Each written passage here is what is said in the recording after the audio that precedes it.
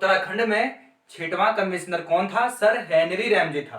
तो sir Henry Ramsay के बाद जो 7वां कमिश्नर आया उत्तराखंड में वह फिशर था। तो फिशर का जो कार्यकाल था वह 1884 से लेकर और 1885 तक था। उसके बाद जो 8वां कमिश्नर आया एच.जी. रॉस, तो एच.जी. रॉस का जो कार्यकाल था वह 1885 से और 1887 तक रहा। यानी कि जब भारतीय राष्ट्रीय कांग्रेस की स्थापना हुई उस समय उत्तराखंड में कमिश्नर कौन था? तो आपका उत्तर होगा एच.जी. रॉस। ठीक है। तो सर हेनरी रैमजे के बाद जो 7वां कमिश्नर आया फिशर, 1884 से 1885 तक कार्यकाल रहा। उसके बाद 8वां commissioner H G. Ross, H G. Ross का जो कार्यकाल था 1885 से और 1887 तक रहा। उसके बाद जो 9वां कमिश्नर आया जे.आर. ग्रिग, जे.आर. ग्रिग का जो कार्यकाल था 1888 से 1889 तक, यानी कि 1888 से और 1889 तक। उसके बाद जो 10वां कमिश्नर आया जी.ई. अर्स्किन, जी.ई. अर्स्किन, तो जी.ई. अर्स्किन का जो कार्यकाल था वो 1889 से और 1892 तक था, यानी कि 1889 से और 1892 तक। तो इसके कार्यकाल में क्या हुआ कि नैनीताल जिले का गठन कर दिया गया। उस समय कमिश्नर कौन था? जी.ई. अर्स्किन था। ठीक है। 11वां जो कमिश्नर था डी.डी. Roberts, DD. रॉबर्ट्स का जो कार्यकाल था वह 1892 से और 1894 तक था, यानी कि 1892 से और 1894 तक। ठीक है।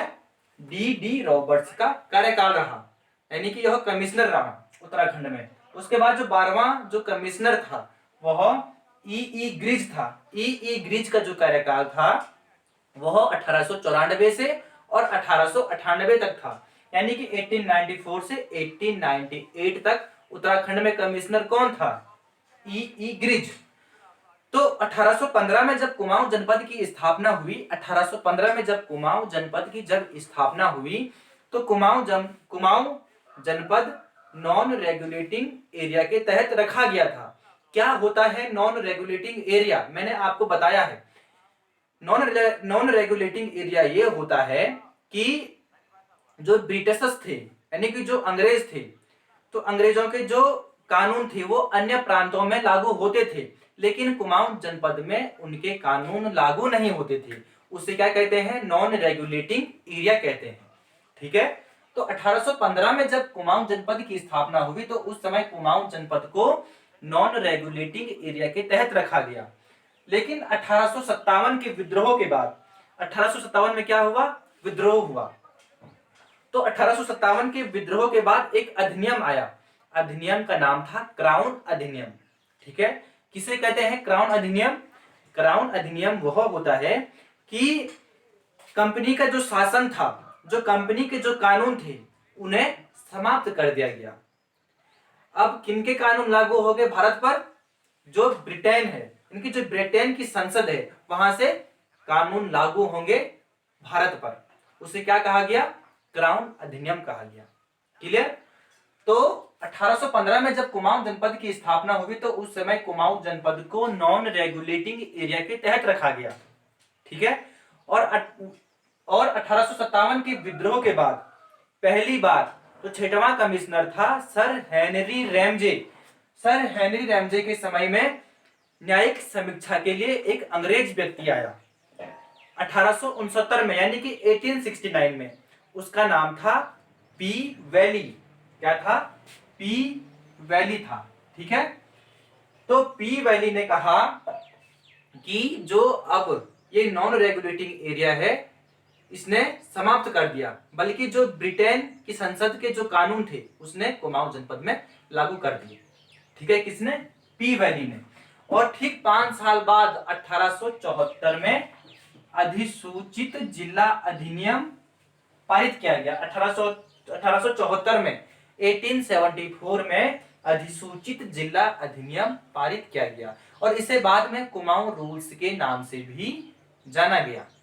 ठीक है। उसके बाद जो 7वां कमिश्नर आया फिशर, फिशर का जो कार्यकाल था 1884 से और 1885 तक। जो 8वां कमिश्नर आया एच.जी. रॉस 1885 से और 1887 तक।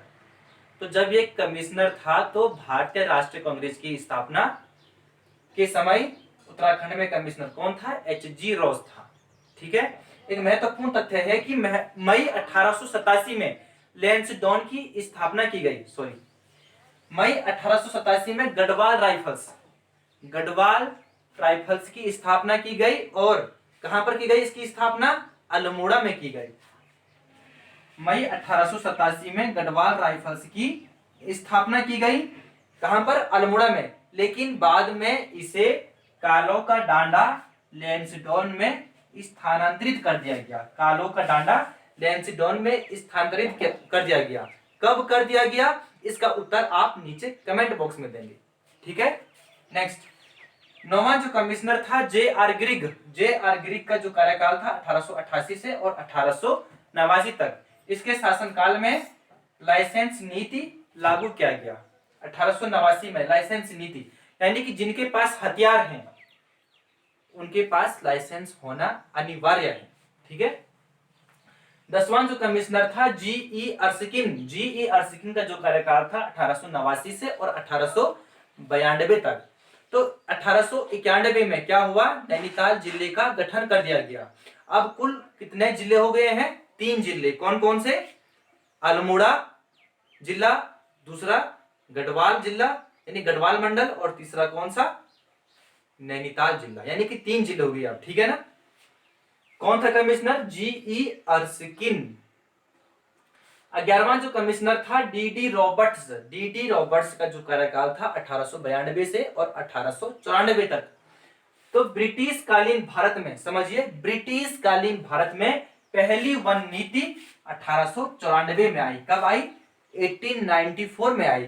क्योंकि जिस समय रेलवे लाइन बिछाई जा रही थी ना अंग्रेजों के द्वारा, उस समय अंधाधुंध कटाई हुई पेड़ों की। तो 1894 में क्या आ गई? वन नीति आ गई। ठीक है। नेक्स्ट, मुक्तेश्वर में पशु अनुसंधान संस्थान की स्थापना 1893 में किया गया। मुक्तेश्वर में पशु अनुसंधान संस्थान की स्थापना कब हुई? 1893 में हुई। कौन था कमिश्नर? डी.डी. रॉबर्ट्स था। ठीक है। उसके बाद जो 12वां कमिश्नर था ई.ई. ग्रिज का जो कार्यकाल था 1894 से और 1898 तक। सबसे महत्वपूर्ण तथ्य है कि पहली बार पृथक उत्तराखंड या कुमाऊं प्रांत की मांग सबसे पहले 1897 में की गई थी। किसके समक्ष की गई थी? महारानी विक्टोरिया के समक्ष की गई थी। ठीक है। कौन था कमिश्नर? ई.ई. ग्रिज।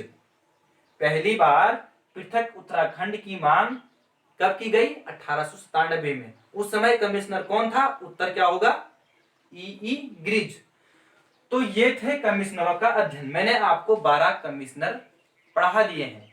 इसके बाद मैं आपको 13वां कमिश्नर पढ़ाऊंगा। ठीक है। अगली वीडियो में हम पूरे कमिश्नरों का अध्ययन पढ़ लेंगे, कुछ भी नहीं छूटेगा। तो बने रहिए।